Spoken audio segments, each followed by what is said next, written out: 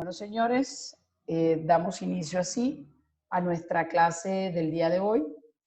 Vamos a comenzar a trabajar, vamos a hacer una conclusión pues, de lo que ustedes debieron de presentar. Siempre me gusta que les ponga un trabajo, me gusta tratar el trabajo después, porque considero que ustedes, como yo, debemos hacer una retroalimentación de los trabajos, no simplemente poner trabajo y que nadie sepa cuál fue la respuesta. Entonces, si hay algo que no se está entendiendo, que no quede claro, yo les voy a agradecer que ustedes me lo hagan saber para nosotros entenderlo. Entonces, vamos a dividir nuestra pizarra, en tres partes. La pizarra la vamos a dividir en tres partes. Y ustedes van a tener la posibilidad de ayudarme en el día de hoy. Por favor, pueden participar. Creo que el único audio que silencié fue Andrea. Se le escuchaba la orientación a sus hermanos, me imagino. Entonces vamos a ser lo más prácticos y participativos posible. Entonces, aquí tenemos, en este cuadro, no les mandé a investigar solamente las dos primeras, pero vamos a hablar de las otras dos. Nosotros encontramos que hay algo que se llama la acción pauliana. ¿Queda claro? Y vamos a encontrar algo que también se va a llamar la acción de simulación. Y vamos a encontrar otra cosa acá que vamos a llamar acción oblicua. Si ustedes ya buscaron en sus normas, si ustedes ya se sentaron a mirar, van a darse cuenta, mis queridos señores, que estas acciones como tal no tienen una norma específica que te va a decir esto se llama acción pauliana. De hecho,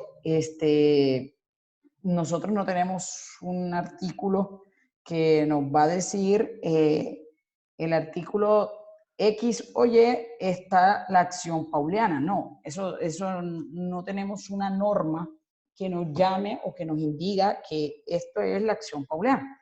Nosotros tenemos normas que la citan o que traducen lo que ella decía. Estas acciones, las acciones paulianas, las acciones publicianas, me imagino que ya ustedes vieron la acción publiciana y la vieron en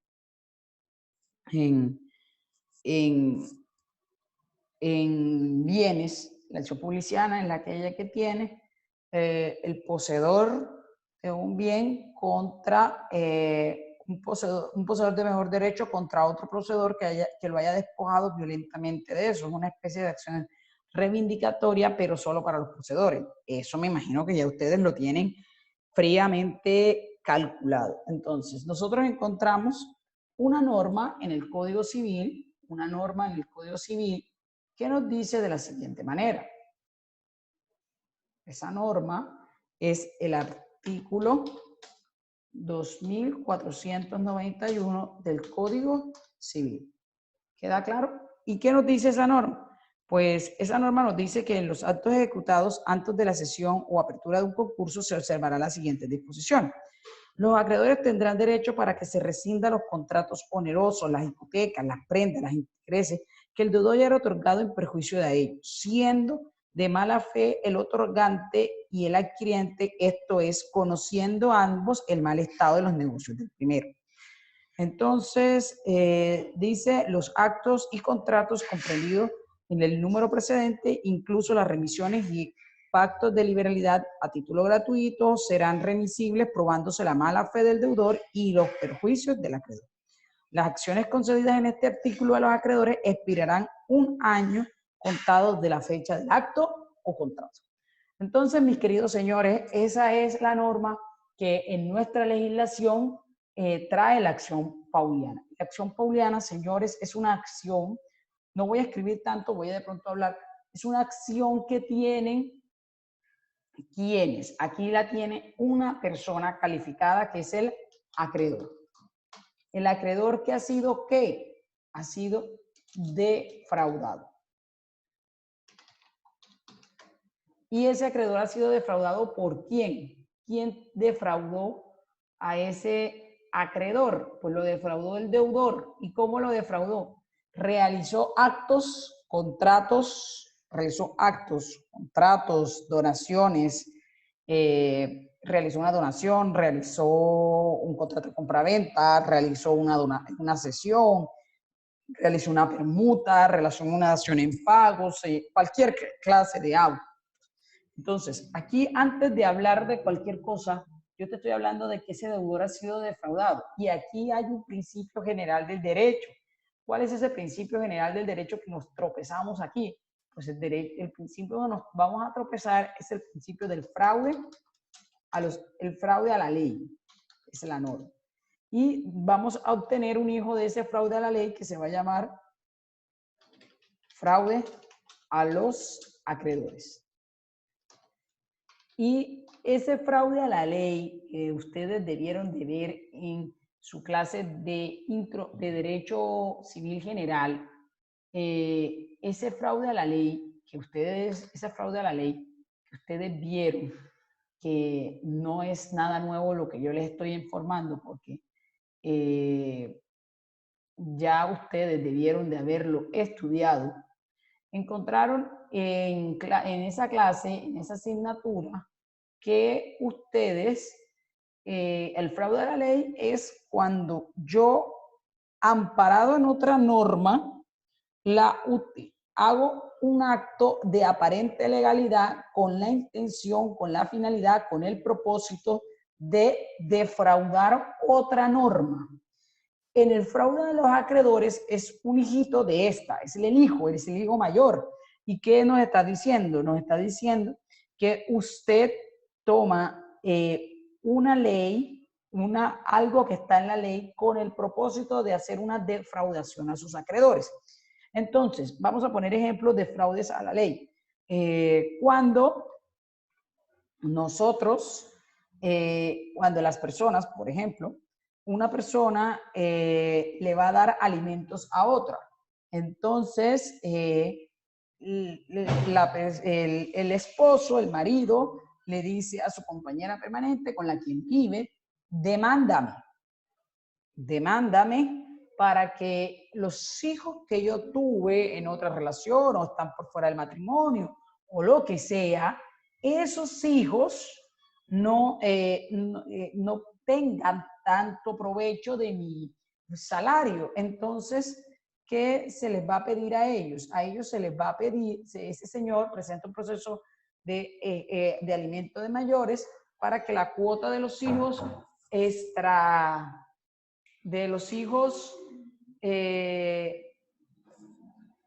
que tenía por fuera se les sean rebajados, porque ya no van a tener que repartirlo, por ejemplo, entre 3 personas, sino ya van a meter los hijos del nuevo matrimonio, entonces ya van a ser no entre el 50% del salario que van a tocar esas personas, sino que nada más van a tocar un 20%, porque supongamos que son los 2 hijos y el cónyuge, serían 3 y 2 por fuera, 5, entonces se divide entre 5 y reciben menos. Esas estrategias que hace la ley, la gente para esta clase de cosas, eso es un fraude a la ley. Otro ejemplo de un fraude a los acreedores. Ahora, un ejemplo de fraude a los acreedores. Cuando yo sé que debo un dinero a un banco y hago que un amigo mío, ya me embargó el banco, hago que un amigo mío me embargue por medio de un proceso ejecutivo. Y como el crédito laboral es de categoría superior frente al del banco, entonces cuando va a llegar el embargo del banco no me van a descontar la plata, sino que se la van a pagar a mi amigo que después me la devuelve a mí. Eso es un fraude a la ley. Señor, disculpe. ¿Me puede hacer el favor de repetirme lo que dijo que era un fraude a la ley? El fraude a la ley es un principio general del derecho civil. Es cuando se cuenta con tiene varios requisitos. El primer requisito es que hay una ley, hay una ley que exige o determina tal comportamiento. Hay otra segunda ley que excepciona a la primera. Hay una persona que utiliza la segunda ley, no porque caiga dentro de los requisitos de esta, sino con el objetivo de defraudar la aplicación de la primera ley. Entonces, les puse el ejemplo de una persona que tiene hijos extramatrimoniales y le dice a su esposa y a sus hijos actuales que lo embargue para no darle tanta porción de dinero a esos hijos extramatrimoniales, sino a esto, sino dividirlos pues con los hijos que tiene actualmente. Otro ejemplo de un fraude a la ley es cuando nosotros no estamos, cuando nosotros queremos, debemos de pagar una obligación, que es lo que nos señala la ley, y nosotros vamos y nos embargaron por esa obligación bancaria que yo tengo. Y entonces me dicen a mí, bueno, usted está embargada, le van a rematar, está embargada su sueldo, usted tenía que pagarle la obligación al banco. Entonces yo por acá me busco un maravilloso amigo mío y le digo, mira, vamos a simular que entre tú y yo hay un contrato laboral.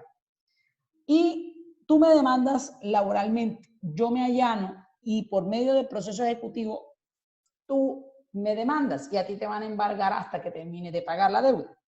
Entonces, esa plata que tú vas a recibir no la vas a coger para ti, me la vas a devolver a mí. ¿Qué está haciendo el tipo o el sujeto en este caso? Está defraudando al banco, o sea, hay un defraude a la ley, utilizando, ¿qué cosa? Otra ley que dice que las acreencias laborales se pagan primero que las acreencias quirografarias reales. Entonces, está utilizando una ley para defraudar otra ley. Él tiene la intención de generar el defraude. Él tiene la intención de dañar, de no pagar. ¿Y qué está utilizando? El cumplimiento de otra ley para defraudar. Ahora, el gran hijo del fraude a la ley es el fraude de los acreedores. ¿Y en qué consiste el fraude de los acreedores? Pues yo voy a utilizar actos y contratos. ¿Para qué? Para impedir que mis acreedores puedan acceder a los derechos que yo estoy hablando. ¿Cuáles serían esos derechos, mis queridos señores? ¿Cuáles serían? Al derecho que yo tengo de que se me pague o de que se me honre la obligación que yo contraje con X o Y persona. Entonces, ese derecho que yo tengo, que a mí se me ha perdido, la norma me está diciendo que usted tiene que buscar la forma de cómo va a protegerlo. ¿Y cómo lo vas a proteger? Pues por medio de las figuras que están en la pizarra hoy. La acción pauliana, la acción de simulación y la acción obliga. Entonces, siempre que estamos hablando de una acción pauliana, es un acreedor que ha sido defraudado. Ahora, para que hablemos de acción pauliana, ese defraude tuvo que hacerse ¿de qué? ¿De qué forma? Ustedes ya lo vieron. Ese defraude se tuvo que hacer de mala fe. Si no se hizo de mala fe, es decir, con la intención de no pagar, hay una intención de mala fe entre ambos. O sea, aquí me va a tocar que probar que hubo mala fe en el negocio que buscaron defraudar. Ahora, en esta acción de simulación, yo tengo que probar en el proceso la mala fe. ¿Cómo pruebo yo la mala fe de alguien? ¿Será que hay un perito que me va a decir a mí cómo se prueba la mala fe? ¿Qué piensan ustedes? A ver. ¿Cómo se Bueno, puede? señor, Ajá. bueno, Dale. señor, según todo lo leído para hacer el trabajo, más que para demostrar la mala fe del acto, se tiene que tener en conciencia que el tercero, el que se le iba, con el que se iba a hacer el negocio, el que se le iba a vender, digamos que el patrimonio que estaba comprometido en la obligación, tenía que tener conocimiento de este acto.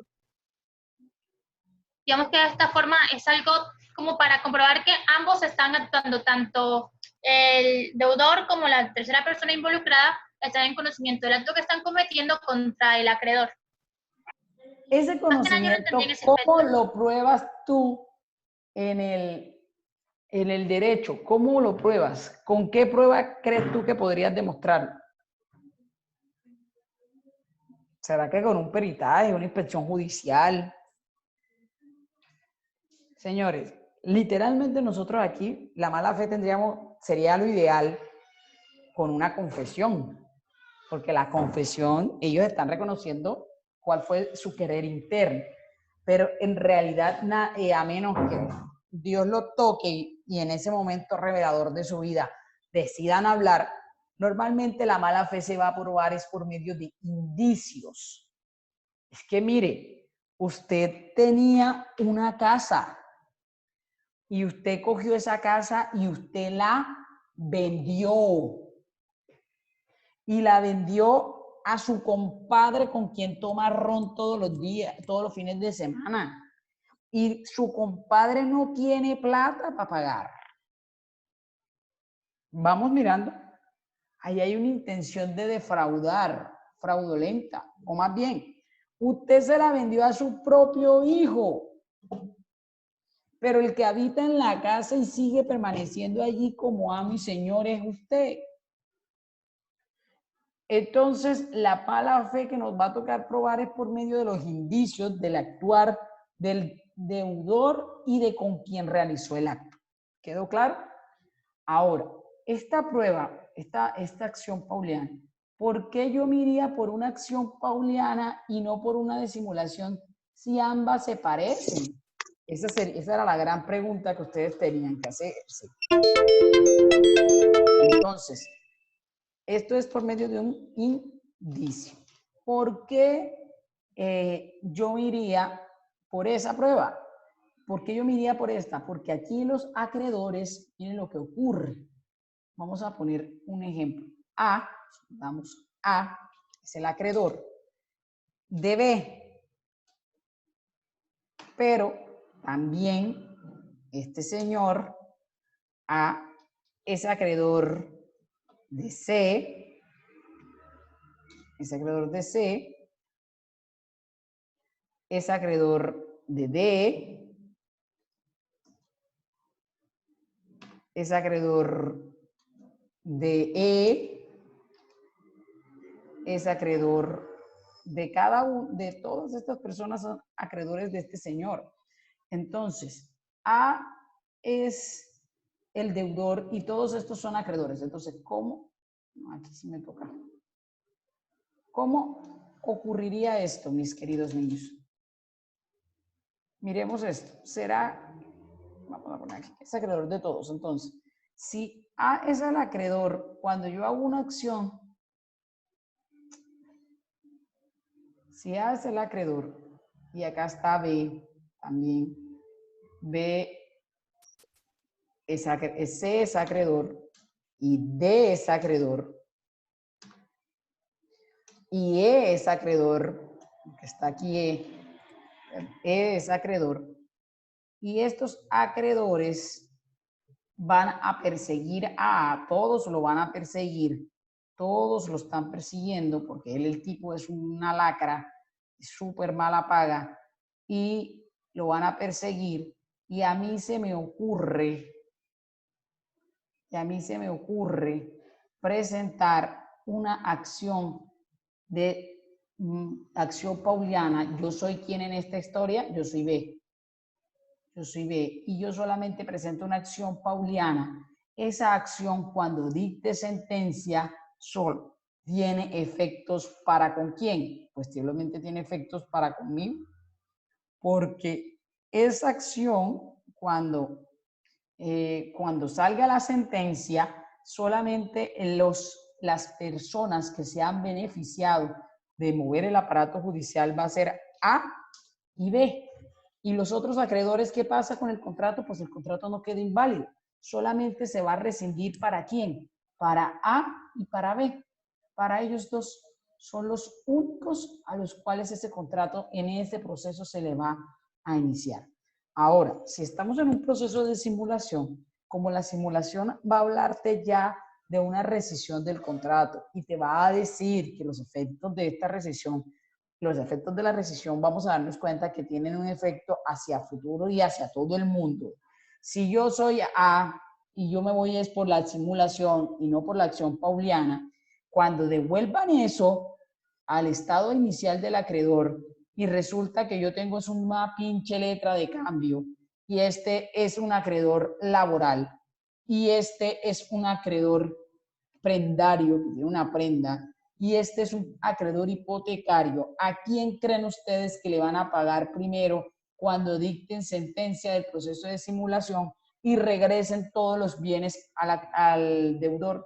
¿A quién le pagan primero? A ver, señores. Repito, A es el deudor.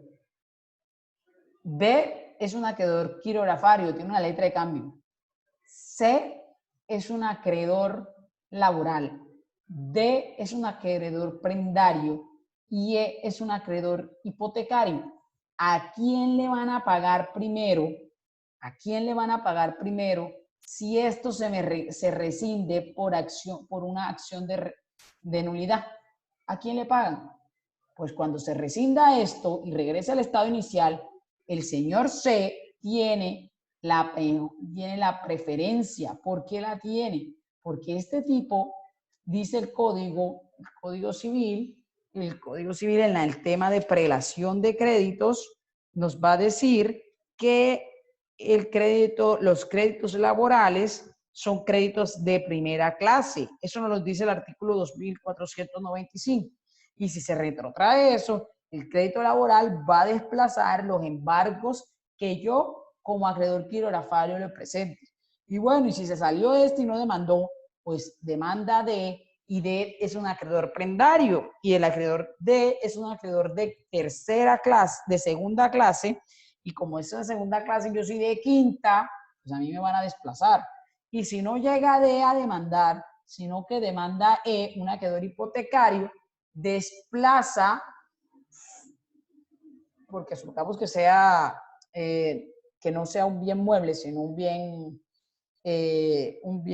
inmueble, me va a desplazar a mí. ¿A quién es el último que le van a terminar pagando? A ver, ¿cuál sería lo mejor que podría hacer B en este caso? Irme por una acción pauliana y que ese acto no tenga efectos para mí. No voy a pedir que se retrotraiga ningún acto. Ese acto para mí no va a ser oponible y por consiguiente yo voy a poder demandar, pedir, exigir de A ese contrato. Que ese acto, ese bien que se regresó para A, como yo voy por acción pauliana, solamente tiene efectos para mí, pues entonces con ese me paga. Y al resto de acreedores, pues yo no sé. En cambio, que en una acción de simulación el acto se retrotrae para todo el mundo y al retrotraerse para todo el mundo a veces no es tan beneficioso porque yo le haría el trabajo a C, a D y a E que no hicieron mayor cosa. Entonces, si usted es un acreedor de última categoría, ¿qué es lo que mejor le convendría? Pues una acción pauliana. Y esta acción tiene un término cortico. ¿De cuánto? De 1 año desde el momento de la celebración del acto o contrato. Mientras que la simulación, como nos vamos a ir por un tema es una acción ordinaria, ¿por cuánto tiempo tiene la prescripción? Pues tiene una prescripción amplia, tiene una prescripción de 10 años. Y no solamente de 10 años, sino que este tipo de acciones de simulación tiene un pequeño problema. ¿Cuál es el pequeñísimo problema que tiene? Que como retrotrae todo al momento inicial, genera eso, todos se van a beneficiar, pero como a veces hay algo, como dice mi empleada, peor es nada. Entonces, si ya yo dejé prescribir la acción pauliana, me toca la de simulación, pero con el riesgo que eventualmente a mí me vayan a exigir o a demandar, a otros se vayan a beneficiar de la revocatoria de todo ese acto, porque yo de pronto no tengo la mejor calidad, ya que ese acto se revoca para todos. Ahora, la acción de simulación, ustedes se dieron cuenta, cuando estudiaron, encontraron que hay una simulación parcial y que hay una simulación total. La parcial es cuando nada más es una parte, que es que yo dije, cuando vamos la gente a la notaría y dice que no vale el acto 30 millones de pesos, sino que ponen 30 millones, cuando en realidad la casa valía 150. Eso es una simulación parcial porque es una parte del negocio solamente lo que se está mintiendo, mientras que es total cuando todo el negocio lo está. Aquí ya yo no estoy hablando, ya yo no quiero defraudar a la ley, sí, no quiero defraudar a un acreedor específico, sino que yo simplemente quiero sacarle ventaja. Podríamos hablar que la simulación es más que un fraude, no termina siendo de pronto no es tanto hacia los acreedores, sino a la ley en general, porque yo no quiero pagar nada, no quiero afectar, no quiero eso, voy y declaro que hay, que el valor del acto fue menor para que yo pueda defraudar a la ley y no pagar tantos impuestos de registro, porque me van a liquidar sobre 30 millones y no sobre 150. Entonces, esta acción de simulación se prueba también por indicios. Yo tengo que probar indicios de que hay esto. Esta acción de simulación se ataca la realidad del acto con lo que se pactó de manera formal. Y en este tipo de acciones de simulación, hay un acto de aparente validez que es perfecto, que existe, que es válido, con una apariencia de validez, pero en realidad hay otro acto oculto que es lo que yo realmente deseo, pero que lo simulo frente al que todos conocen. Eso es una simulación. Y esa acción de simulación me va a dar a mí algo que se vaya a denominar y que nosotros lo vamos a ver, si Dios me permite, que se llama la rescisión de los contratos. Y cuando yo rescindo un contrato, cuando yo hago rescindo ese contrato, cuando yo tengo esa posibilidad de rescindir ese contrato, ¿qué estoy haciendo en realidad? Yo estoy aplicando los efectos de la rescisión y de la nulidad de los actos. Eso lo miremos. Ahora, miremos aquí brevemente en lo que nos queda la acción oblicua. Miren, la acción oblicua es sencillita. Vamos a imaginar, no hay una norma que nos hable. La acción oblicua está señalada en varias normas, pero simplemente dándole el efecto, no que diga. Entonces, yo soy A, que le debo una plata a B, y a mí no se me da la gana de aceptar la herencia de mi padre para que B no me pueda perseguir bienes porque yo no tengo nada. Entonces, ¿qué te permite la acción oblicua? Vamos a suponer aquí está X, que es la herencia. ¿Qué te permite la acción oblicua? Pues fácil, vaya al proceso como acreedor de A y acéptela. Acéptela a la herencia por el valor de su acreencia, porque A nunca la va a aceptar para que usted no pueda. Entonces, yo tengo la herencia en este punto y a mí yo la voy a aceptar con el propósito de que A me pueda terminar de pagar. ¿Quedó claro? Sí, señora. Ok. Hay otro ejemplo. ¿Puedo volver a explicar?